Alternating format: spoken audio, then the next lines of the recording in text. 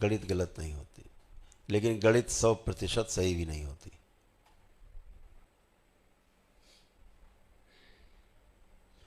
तो जीवन एक गणित नहीं है, जीवन एक अनुभव है।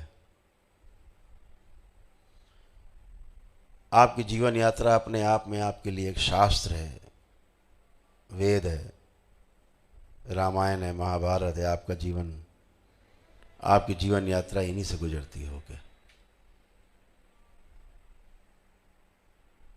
इस बात का सदैव ध्यान रखें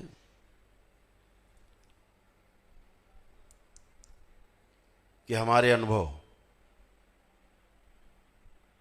हमें छोटा या बड़ा स्तर प्रदान करते हैं। उम्र का प्रभाव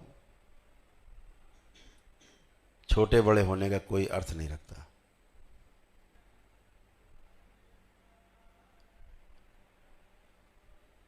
आदि गुरु शंकराचार्य जी बहुत कम उम्र में, लगभग 40 से भी कम उम्र में शरीर छोड़ गए। लेकिन आज हमारे वो प्रणेता बने हुए, आज भी हमारे हृदय में उनके लिए जगह है। आज भी उनके बनाए तमाम नियम हम पालन करते हैं और हम उनको श्रेष्ठ मानते हैं। श्रेष्ठता हमारे अनुभव से तय होती है, उम्र से नहीं।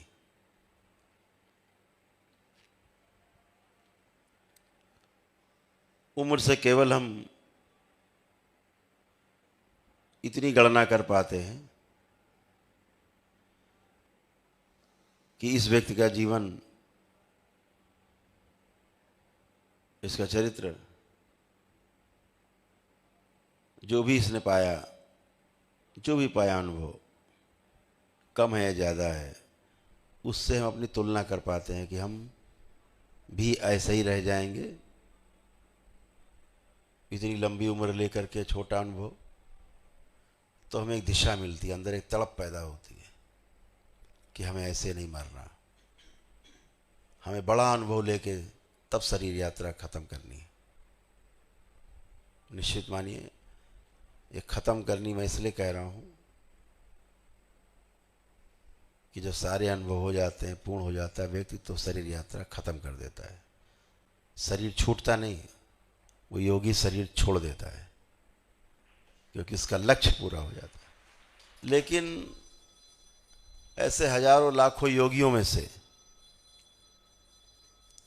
कोई एक योगी होता है, महायोगी होता है, जो सब समझ के पूर्ण होकर के और फिर से उसी कीचड़ में वापस आता है।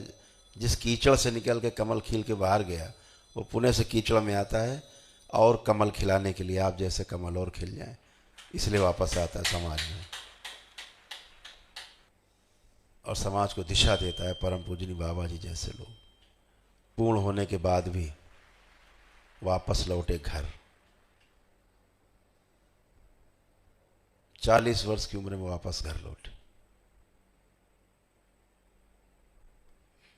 पूर्ण होकर। फिर अगले 111 वर्षों तक उस शरीर यात्रा में केवल लोक कल्याण किया, दूसरा कोई काम नहीं किया। रोजी रोटी के रूप में खेती की, अपने हाथों से खेती करते रहे।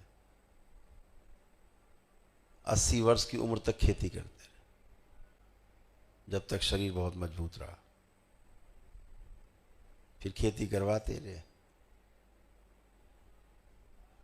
फिर एक ही पुत्र था, वो सब करते रहे। आशय मेरा कहने का ये है कि हम सभी परम पूजनीय बाबा जी के कृतज्ञ हैं कि उन्होंने पूर्ण होने के बाद हम सबको दिशा दी और तभी हमको मिल पाए, नहीं हमको कहाँ मिल पाते। लोग कहते हैं कि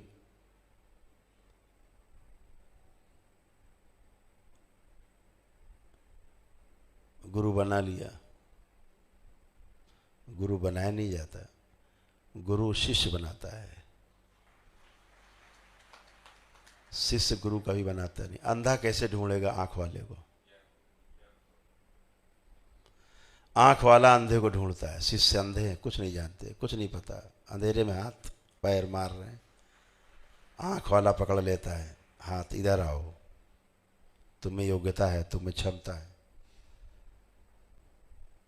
आंख वाला ढूंढता है, गुरु ढूंढता है शिष्य को। तो ये भ्रम निकाल देना बेहतर होगा कि हमने गुरु को ढूंढ लिया। आप सिर्फ प्रयास करते हो, लेकिन इस परीक्षा में आप नहीं, गुरु पास होता है। आपको पहचान लेता है, आपको अपने जैसा बनाने की कोशिश करता है। परम पूजनी बाबा जी आज भी हमारे बीच में शरीर रूप में ही उपस्थित है। हो सकता है आपके बीच में बैठे हो।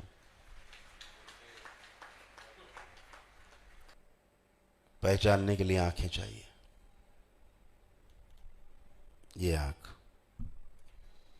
इस हाड़ मांस की आंखों से नहीं जान सकते, उन्हें देख नहीं सकते।